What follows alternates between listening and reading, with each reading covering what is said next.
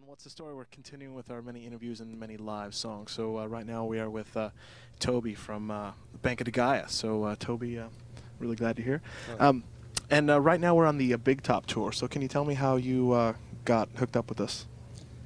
Wow, I'm not sure really.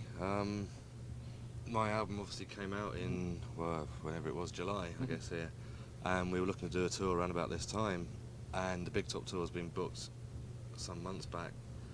And I think one or two of the promoters actually specifically asked if we'd be doing it.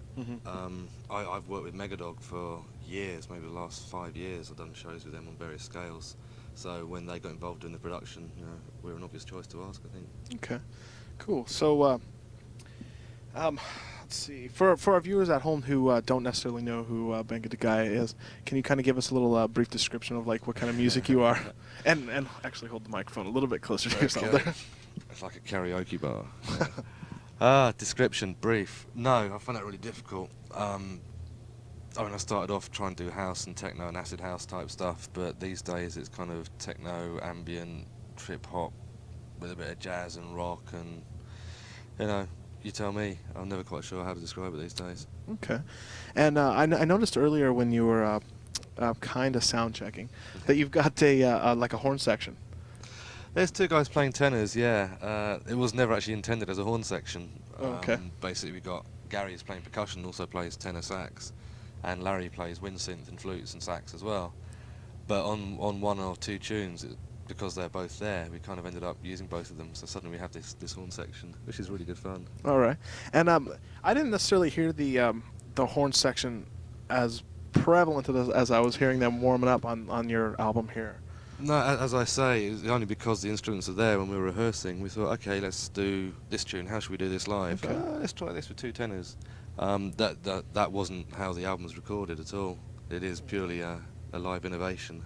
Okay, and when you did the album, I didn't see a whole lot of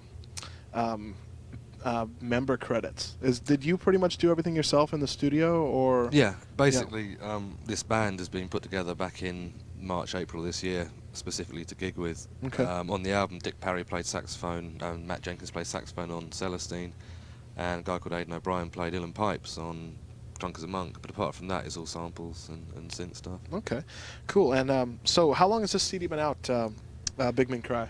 I'm not sure. I think it came out around the beginning of July. Okay. So it's a few months. All right, and so what are your plans for when the Big Top tour is over? I know it's been on tour now for 2 or 3 weeks. So. Yeah, nearly 3 weeks. We're putting together a British tour at the moment for, I think, the middle and the end of October. Then Okay. November, we're not sure. Maybe we're going to Europe for some dates. Possibly we'll come back over here November, December time. All right. All right, and oh yeah, how did you get hooked up with World Domination? Or with Mammoth? Darn it. See, too With many who? interviews in one day. Too many interviews in one day makes you, like, lose your mind. Okay, how did you get hooked up with Mammoth? Who are they? Basically, Planet Dog, who are the label I signed to in Britain, did a licensing deal with Planet Dog and, with Mammoth. I became part of that. It wasn't specifically me signing with Mammoth, it was the label I was with. I think Michael, who runs Planet Dog, met Taylor through DJing probably sort of over the last few years and got on with him really well and thought, yeah, this is a cool guy I can work with. Okay. And I know this is a really big tour and there's like 1 billion bands on this tour. But how have you really seen the Americans take care of this, or take in this, this techno thing? Because it's not, MTV doesn't play it. You know, it's not something you hear on the radio. There's not a whole lot of stations that say we're going to play this kind of music. I mean, do you see a good following from people out here? Or? The people who are into it are really into it. This is what I found when we were here last time, 1.5 years or 2 years back. There was a small scene, but the people involved really loved what they're into. That's grown since we were last here, but obviously it still seems to be quite an underground thing. But I guess it's got to spread. I mean, but certainly with Prodigy going to #1 and stuff, then people must at least have heard of this stuff by now. Yeah. I don't know if they're not getting the exposure. Maybe they'll never hear the music and never get into it. I must admit, I'm not sure I'm that bothered. Because from my point of view, sometimes it's easier just to play to a well-established crowd who really like what you do, rather than trying to play to people who are not sure. You know. All right. All right. Well, I just want to say thank you very much to Toby here from Banco de Gaia, and you can look for his CD, Big Men Cry. So that's it. And thank you very much. And Thank you. stick around for some more live music and possibly some more interviews. All right. Later.